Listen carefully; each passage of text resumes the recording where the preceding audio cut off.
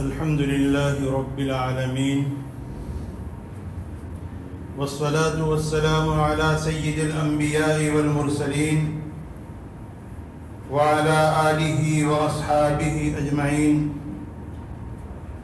أما بعد، أعوذ بالله من الشيطان الرجيم. بسم الله الرحمن الرحيم. كل نفس ذائقة الموت. عن معاذ بن جبل رضي الله تعالى عنه قال قال رسول الله صلى الله عليه وسلم: من كان آخر كلامه لا إله إلا الله دخل الجنة. وقال النبي صلى الله عليه وسلم: لقنوا موتاكم لا إله إلا الله، أو كما قال عليه الصلاة والسلام. قابل احترام بزرگوں اور دوستوں،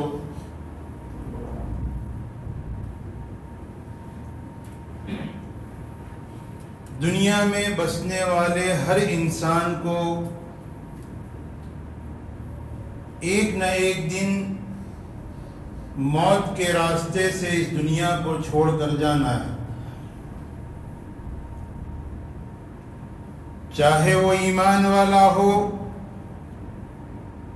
چاہے وہ بے ایمان ہو، چاہے وہ کالا ہو، گورا ہو، عربی ہو، اجمی ہو، جو بھی اس دنیا میں آیا ہے اسے ایک نہ ایک دن موت کے راستے سے اس دنیا کو چھوڑ کر جانا ہے. اور موت ایک ایسی اٹل حقیقت ہے کہ جس موت کا دنیا میں کوئی انکار نہیں کر سکتا ہے. آپ کو دنیا میں ہر چیز کا انکار کرنے والے لوگ نظر آئیں گے، یہاں تک کہ خدا کے ہونے کا بھی انکار کرنے والے لوگ آپ کو اس دنیا میں ملیں گے. لیکن پوری دنیا گھوم جائیں، کہیں بھی آپ کو موت کا انکار کرنے والا کوئی ایک فرد نظر نہیں آئے گا. تو موت اتنی اٹل حقیقت ہے. اور ظاہر ہے کہ جب کسی انسان پر موت طاری ہو جاتی ہے اور اس کا انتقال ہو جاتا ہے، پھر انسان کے سارے اختیارات ختم ہو جاتے ہیں. ہم قربان جائیں شریعت اسلام پر کہ ہماری شریعت نے جہاں ہمیں زندوں کے حقوق بتلائے ہیں کہ ہمارا معاملہ زندوں کے ساتھ کیسا ہونا چاہیے، ہمارا رویہ زندوں کے ساتھ کیسا ہونا چاہیے، قربان جائیے اس شریعت پر کہ شریعت نے ہمیں مرنے والوں کے بھی حقوق بتلائے ہیں. مرنے والوں کو بھی لاوارث نہیں چھوڑا، بلکہ زندوں کے ذمے اس مرنے والوں کے کچھ حقوق لازم قرار دیے. آج آپ بزرگوں کے سامنے اسی سلسلے میں چند باتیں عرض کروں گا. اللہ رب العزت ان باتوں کو ہمیں سمجھنے کی اور اس پر عمل کرنے کی توفیق عطا فرمائے.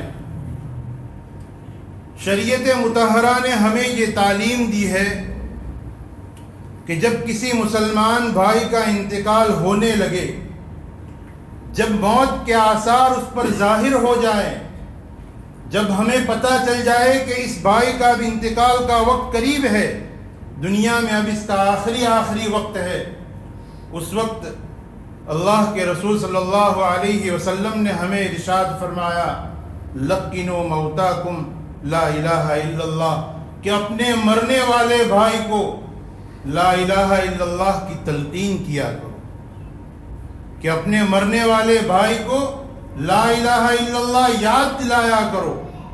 اس لیے کہ ایک حدیث میں اللہ کے رسول صلی اللہ علیہ وسلم نے ارشاد فرمایا: من کان آخر کلامہ لا الہ الا اللہ دخل الجنہ، کہ جو اس دنیا سے لا الہ الا اللہ کہتے ہوئے گیا وہ سیدھا جنت میں داخل. اس لیے اللہ کے رسول صلی اللہ علیہ وسلم نے ہمیں سب سے پہلے تعلیم مرنے والوں کے سلسلے میں یہ دی کہ ہمیں چاہیے کہ ہمارے سامنے اگر کسی کا انتقال ہو تو اس کے سب سے لا الہ الا اللہ کی تلقین کی جائے، اسے یاد دلایا جائے۔ تلقین کا مطلب یہ ہرگز نہیں کہ اسے حکم دیا جائے، اس لیے کہ موت کا وقت کوئی معمولی وقت نہیں، بہت سختی کا وقت ہے، نہ معلوم اس وقت بندے پر کتنی سختی ہوتی ہے۔ حدیث پاک میں آتا ہے اللہ رب العزت نیک لوگوں کے اوپر تو موت کو آسان کر دیتے ہیں، لیکن اگر اللہ جس کے لیے آسان نہ کرے واللہ موت کا معاملہ بہت مشکل ہے۔ کتابوں میں مثال دی جاتی ہے جیسے ٹاٹ کے کپڑے کو کسی کانٹے دار جھاڑی پر ڈال دیا جائے اور پھر کھینچا جائے، کس طریقے سے وہ کپڑا کھینچتا ہے، کہیں پھٹتا ہے، کہیں پھنستا ہے، کہیں سے نکلتا ہے، اس انداز میں اس بندے کی روح کو اس کے جسم سے نکالی جاتی ہے۔ اسی لیے تو میرے اور آپ کے آقا صلی اللہ علیہ وسلم نے ہمیں تعلیم دی کہ ہم موت کی سختی سے پناہ چاہیں۔ اللہ کے رسول صلی اللہ علیہ وسلم نے ہمیں دعا سکھلائی، اللہم اعنی علی غمرات الموت، کہ اللہ موت کی سختی پر ہماری مدد فرمائیے، موت کی سختی پر ہماری مدد فرمائیے۔ تو وہ وقت بہت سنگین وقت ہوتا ہے، اگر ہم نے اسے حکم دیا، ہم نے اسے پڑھنے کو کہا اور اس سختی کے عالم میں کہیں اس نے اس کلمے سے انکار کر دیا اور اسی حالت میں اگر وہ بندہ اس دنیا سے رخصت ہوا تو نہ معلوم اس کا حال کیا ہوگا۔ اس لیے تعلیم یہ دی کہ اس کے سامنے اتنی آواز میں کہ اس کے کان تک آواز جائے، کلمہ طیبہ کو پڑھا جائے بار بار، تاکہ سن کر اس کی زبان پر بھی وہ کلمہ جاری ہو۔ تو سب سے پہلی چیز جو ہمیں تعلیم فرمائی وہ مرنے والے کے سامنے کلمہ طیبہ کی تلقین۔ لیکن آج ہم لوگ کیا کرتے ہیں؟ آج ہم لوگ کسی کا انتقال ہو رہا ہے، بیٹا سامنے آتا ہے، ابا مجھے پہچانو میں آپ کا بیٹا، بیٹی آتی ہے روتی ہے، ابا میں آپ کی بیٹی، نواسوں کو سامنے لایا جاتا ہے، پوتوں کو سامنے لایا جاتا ہے۔ ارے وہ بندہ ایسے ہی مشکل حالات میں ہے، اگر ان میں سے کسی ان کے بیٹے یا بیٹی یا پوتے یا پوتی کسی کے ساتھ اگر اسے الگ ایک والہانہ اگر محبت ہوگی تو اس کے لیے اس کو چھوڑ کر جانا تو اور مشکل ہو جائے۔ وہ ایسے ہی سختی کے حالت میں ہے، آپ اسے مزید تکلیف پہنچا رہے ہیں۔ اس لیے اس چیز سے بچنا چاہیے، بلکہ تمام کو مل کر اس کے لیے موت کی آسانی کی دعائیں کرنی چاہیے کہ اللہ موت کی سختی اس پر آسان فرما دے۔ تو سب سے پہلا کام تو ہمیں یہ کرنا چاہیے۔ پھر اس کے بعد جب اس کا انتقال ہو جائے تو ہمیں یہ تعلیم ہے کہ اس کے اعضاء کو درست کر دیے جائے، اس کے پیروں کو دونوں کو ملا دیا جائے، اس ضرورت ہو تو اس کے پیروں کے 2 انگوٹھوں کو باندھ دیا جائے، اس لیے کہ مرنے کے بعد جسم ٹھنڈا پڑنا شروع ہوتا ہے، اور جیسے جیسے جسم ٹھنڈا ہوتا ہے ویسے ویسے جسم اکڑنا شروع ہو جاتا ہے، پھر جس حالت میں اعضاء ہوں گے اسی حالت میں رہ جائیں گے۔ تو جیسے ہی انتقال ہو ویسے ہی اس کے اعضاء کو درست کر دیے جائے، اس کے پیروں کو ملا دیا جائے، ہاتھوں کو سیدھا کر دیا جائے، آنکھوں کو بند کر دیا جائے، ایک کپڑا ٹھڈی سے داڑھی کے نیچے سے نکال کر اوپر باندھ دیا جائے کہ کہیں منہ نہ کھلا رہ جائے۔ تو دوسرا کام تو یہ کیا جائے۔ تیسرا کام اس کے غسل کا انتظام کیا جائے، اور اس مرنے والے کو غسل دینے کی ذمہ داری اس کے ورثاء کی اور اس کے رشتہ داروں کی ہے، کہ اب اس کے ورثاء جو اس کے وارثین ہیں، باپ کا انتقال ہوا تو بیٹا ہے، پوتا ہے، یہ اس کے ورثاء ہیں، اس کے ورثاء کی ذمہ داری ہے کہ اسے غسل دینے کی فکر کریں۔ آج گھر والے دور بھاگتے ہیں اور فلاں کو بلاؤ، فلاں کو بلاؤ، حالانکہ شریعت اتنی آسان ہے، شریعت نے میت کو غسل دینا اتنا آسان کر دیا، اتنا آسان بتلایا ہے، لیکن ہم لوگ نہ سیکھتے ہیں۔ حالانکہ یہ اس خدمت میں تو ہمیں آگے آگے رہنا چاہیے، اس لیے کہ اپنے اس عزیز کا جس کا انتقال ہوا ہے اس کی یہ آخری خدمت ہے، اس کے بعد ہم چاہ کر بھی اس کی کوئی خدمت نہیں کر پائیں گے، وہ اس کی آخری خدمت ہے، اس میں پیش پیش رہنا چاہیے۔ غسل کا طریقہ بہت آسان طریقہ ہے۔ غسل کا طریقہ یہ ہے کہ اسے کسی تختے پر لٹایا جائے، سطر کو ڈھانپ کر دوسرے کپڑے نکال دیے جائے، بسم اللہ کہہ کر، اس کی غسل کی کوئی دعا شریعت میں مخصوص نہیں، کسی دعا کے پڑھنے کی ضرورت نہیں، صرف بسم اللہ بول کر غسل دینا شروع کریں۔ تختے پر لٹا کر دوسرے زائد کپڑے نکال کر سطر ڈھانپ دیا.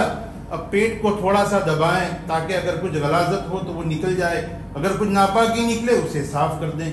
اس کے بعد اس کو وضو کرائیں. وضو کے اندر منہ میں پانی نہ ڈالیں, ناک میں پانی نہ ڈالیں, بلکہ روئی یا کپڑا بھگا کر منہ میں اور دانتوں کو صاف کر لے. دوسرے کپڑے کو بھگا کر ناک کے سوراخوں کو صاف کر لے, اور اس کے بعد اس کو وضو کے دوسرے اعضاء جیسے دھوئے جاتے ہیں ایسے دھو دیں. اور پھر ایک کروٹ پر لٹا کر سیدھی جانب اچھے سے پانی ڈال کر اسے صاف کر دے. پھر دوسری کروٹ پر لٹا کر دوسری جانب اچھے سے پانی ڈال کر 3 مرتبہ صاف کر دیں. سر کو اچھے سے دھو دے, یہ اس کا غسل ہو گیا. نہ کسی دعا کی ضرورت ہے, نہ کسی اور چیز کی ضرورت ہے. یہ ایسی چیز ہے کہ ہر کوئی کر سکتا ہے, لیکن پھر بھی گھر والے ہم دور بھاگتے ہیں. اس لیے ہمیں میت کو غسل دینے کی فکر خود کرنی چاہیے کہ اپنے عزیز کی آخری خدمت ہے. اور ان کاموں پر تو اللہ کے رسول صلی اللہ علیہ وسلم نے بڑی فضیلت بیان فرمائی. مستدرک حاکم کی ایک روایت ہے, اس میں اللہ کے رسول صلی اللہ علیہ وسلم نے ارشاد فرمایا کہ اگر کوئی کسی مرنے والے کو غسل دے اور غسل میں اگر کوئی عیب کی چیز نظر آئے اسے, کہ اس کے جسم میں کوئی عیب کی چیز تھی, اور اس عیب کو وہ پوشیدہ رکھے, اس کو ظاہر نہ ہونے دے, اس کو پوشیدہ رکھے, اللہ اکبر, اس کے لیے میرے اور آپ کے آقا نے کتنی فضیلت بیان فرمائی. یوں فرمایا ایسے شخص کی اللہ رب العزت 40 مرتبہ مغفرت فرماتے ہیں. 1 2 نہیں, 40 مرتبہ اللہ رب العزت اس کی مغفرت فرماتے ہیں. ہماری شریعت تو دیکھیں کہ مرنے والا کہ اگر اس کے عیوب بیان کیے جائے تو اس سے اسے کوئی فرق نہیں پڑنے والا ہے. اس کے عیوب کو بھی ڈھانکنے کا حکم دیا گیا. اور آج کے مسلمان کا حال کہ کسی زندہ کا ایک چھوٹا سا عیب پتہ چلنا چاہیے, آدمی ہر جگہ اسے بیان کرتا رہے گا. اس لیے ان چیزوں سے احتراز کرنا چاہیے. غسل ہو گیا, غسل کے بعد اس کو کفن دینا چاہیے. کفن میں اللہ کے رسول صلی اللہ علیہ وسلم کی تعلیم یہ ہے کہ سفید کپڑا استعمال کریں. آپ علیہ الصلوۃ والسلام نے ایک حدیث میں ارشاد فرمایا کہ سفید کپڑا پہنا کرو, یہ بہترین کپڑا ہے تمہارے لیے, اور اپنے مرنے والوں کو سفید کپڑے میں کفنایا کرو. مردوں کے لیے 3 کپڑے اور عورتوں کے لیے 5 کپڑے, یہ کفن کے کپڑے ہیں. کفنانے کے بعد کفن کے اوپر بھی اللہ کے رسول صلی اللہ علیہ وسلم نے فضیلت ارشاد فرمائی کہ اگر کوئی بندہ کسی مرنے والے کو کفن پہناتا ہے, اللہ رب العزت اس کفن پہنانے والے کو جنت کے اعلیٰ جوڑے پہنائیں گے. یہ فضیلت اللہ کے رسول صلی اللہ علیہ وسلم نے ارشاد فرمائی. تو کفن کے بعد اب پھر فکر کرنی چاہیے اس بندے کو قبرستان جلدی پہنچانے کی. اس معاملے میں ہماری بہت کوتاہی ہے کہ فلاں آ رہا ہے, فلاں آ رہا ہے, اس کا انتظار کرو, اس کا انتظار کرو. ہم ایک چیز سوچیں, کوئی آنے کے بعد کیا اسے زندہ کر دے گا؟ اللہ کے رسول صلی اللہ علیہ وسلم کا حکم ہے حدیث مبارکہ میں صاف طور پر کہ کسی کا انتقال ہو جائے تو اسے جلدی سے قبرستان پہنچا کر اسے جو ہے قبر تک پہنچا دیا جائے. اس لیے کہ بخاری شریف کی حدیث میں تو یہاں تک ارشاد فرما دیا کہ اگر مرنے والا نیک ہے تو اس کے لیے بہترین جگہ قبر ہے, اسے اس کی جگہ پر پہنچا دو. اور اگر مرنے والا گنہگار ہے تو اس کے بوجھ کو تم کیوں لے کر گھوم رہے ہو, جلدی سے پہنچا دو اسے. یہ الفاظ حدیث کے اندر آئے. تو دوسرا کام کہ مرنے والے کو جلدی سے جو ہے قبرستان تک پہنچایا جائے اور قبر میں اس کی قبرستان پہنچایا جائے. قبرستان لے جانے کا طریقہ یہ ہوگا کہ جنازے کو کاندھا دیا جائے. کاندھا کس طرح؟ سیدھے ہاتھ کی طرف سے پہلے کاندھا دے, پھر وہ بندہ پیچھے آئے, سیدھی جانب سے پیچھے والے حصے کو کاندھا دے, پھر الٹی جانب آگے والے حصے کو کاندھا دے, پھر پیچھے والے حصے کو کاندھا دے. یہ مسنون طریقہ ہے. اس طریقے سے ایک مرتبہ کاندھا دے دے اور اس کے بعد جیسے موقع ملے, جیسے جگہ ملے, اس طریقے سے کندھا دے دیا جائے. قبرستان اسے پہنچایا جائے اور اس کی نماز جنازہ پڑھی جائے. اس کی نماز جنازہ پڑھی جائے. نماز جنازہ میں آج ہم دیکھتے ہیں کہ جنازے میں تو 500 لوگ ہوں گے لیکن نماز میں صرف 50 لوگ ہوں. کیوں؟ اگر ہم کسی کو پوچھیں تو کہیں گے کہ ہمیں دعا نہیں آتی. اللہ کے بندو, دعا اولاً تو دعا سیکھنی چاہیے. دنیا کی ساری چیزیں ہمیں آتی ہے اور ہم سیکھتے ہیں, تو دعا نہیں سیکھ سکتے.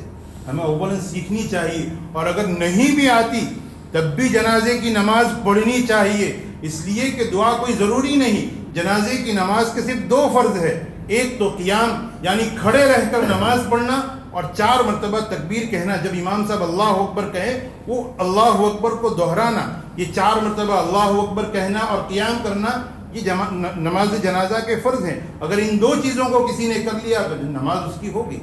ہم لوگ صرف اس بہانے سے کہ ہم کو تو نماز نہیں آتی، ہم کو دعا نہیں آتی، سیکھنی چاہیے، اور جب تک نہ یاد ہو لیکن نماز جنازہ کسی کی چھوڑنی نہیں چاہیے، اس لیے کہ اللہ کے رسول صلی اللہ علیہ وسلم نے ارشاد فرمایا، جس مرنے والے کے جنازے میں حدیث میں 100 کی تعداد آئی کہ کسی کے نماز جنازہ میں اگر 100 لوگ شریک ہو جاتے ہیں تو اللہ رب العزت اس بندے کے لیے جنت کا فیصلہ فرما دیتے ہیں، کہ اگر 100 لوگوں نے جنازے کی نماز پڑھی تو اس بندے کے لیے اللہ رب العزت جنت کا فیصلہ فرما دیتے ہیں۔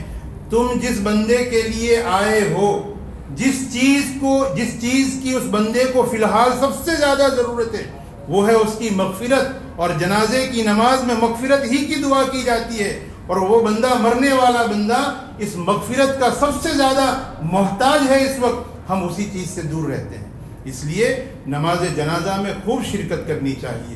اس لیے کہ اللہ کے رسول صلی اللہ علیہ وسلم نے ارشاد فرمایا کہ اگر کوئی کسی میت کو اپنے کاندھے پر اٹھا کر قبرستان لے جائے، اس کی نماز جنازہ پڑھے اور اسے قبر میں اتارنے تک شریک رہے، اللہ کے رسول صلی اللہ علیہ وسلم نے ارشاد فرمایا کہ اس بندے کو اللہ رب العزت 2 قرات کا ثواب عطا فرماتے ہیں، اور کتابوں میں آتا ہے 1 قرات احد پہاڑ کے برابر کا 1 قرات ہوتا ہے۔ اس مبارک پہاڑ کو جن لوگوں نے دیکھا ہے وہ سمجھ سکتے ہیں کتنا بڑا پہاڑ ہے۔ اتنے بڑے پہاڑ 2 پہاڑوں کے بقدر اللہ رب العزت ثواب دیتے ہیں۔ ایک دوسری حدیث میں ارشاد فرمایا کہ جو بندے کو اپنے کاندھوں پر اٹھا کر لے جائے، جنازے کی نماز پڑھے اور اسے قبر میں اتارے، اللہ رب العزت اس کے گناہوں کو معاف فرما دیتے ہیں، وہ ایسا ہو جاتا ہے جیسا کہ اس کی ماں نے اسے آج ہی جنا۔ اس لیے یہ چیزیں معمولی نہیں ہیں، ان چیزوں کا اہتمام کرنا چاہیے۔ جنازے کی نماز کے بعد اس بندے کو قبر میں اتارنا چاہیے، بسم اللہ وعلی ملت رسول اللہ کہہ کر قبر میں اتارا جائے۔ قبر کو جو ہے جب ڈھانک دیا جائے اس کے بعد ہر ایک کو چاہیے کہ 3 مٹھی بھر کر جو ہے مٹی ڈالے۔ پہلی مرتبہ پڑھے منہا خلقناکم، دوسری مرتبہ پڑھے وفیہا نعیدکم، تیسری مرتبہ پڑھے ومنہا نخرجکم تارۃ اخری۔ اور اس کا مطلب کیا ہے؟ منہا خلقناکم، کسی مٹی سے تمہیں پیدا کیا گیا تھا، وفیہا نعیدکم، اسی کی طرف تمہیں لوٹایا جا رہا ہے، ومنہا نخرجکم تارۃ اخری، اور اللہ اسی مٹی سے تمہیں کل قیامت کے دن کھڑا کریں گے۔ اس کو سمجھنا بھی چاہیے، اور میت کو دیکھ کر، قبرستان کو دیکھ کر ہمیں اپنی موت بھی یاد آنی چاہیے۔ آج ہم لوگ قبرستان میں پہنچ کر نہ ہماری جیسے کہ دنیا کی ساری باتیں رہ گئی ہیں، ہم قبرستان میں بیٹھ کر دنیا کی باتیں کرتے ہیں، حالانکہ وہ وقت اپنی موت کے استحضار کا وقت ہے۔ اس لیے ہمیں اگر کسی کے جنازے میں شرکت کا موقع ملے تو باتوں سے جو ہے احتراز کرنا چاہیے، اور قبر میں اتارنے کے بعد پھر جو ہے اس کے لواحقین اور اس کے ورثاء جو ہیں وہ اس کے لیے ایصال ثواب کی کوشش کرے اور ایصال ثواب کی فکر فرمائے۔ لیکن ایصال ثواب میں بھی ہم نے آج چند رسمیات کو ہم نے ایصال ثواب کا طریقہ بنا دیا کہ ہم 30ویں دن، 10ویں دن، 20ویں دن، 40ویں دن، 4 مہینے اور برسی، ان دنوں میں کچھ اعمال کر لیں گے تو وہ ایصال ثواب ہوگا۔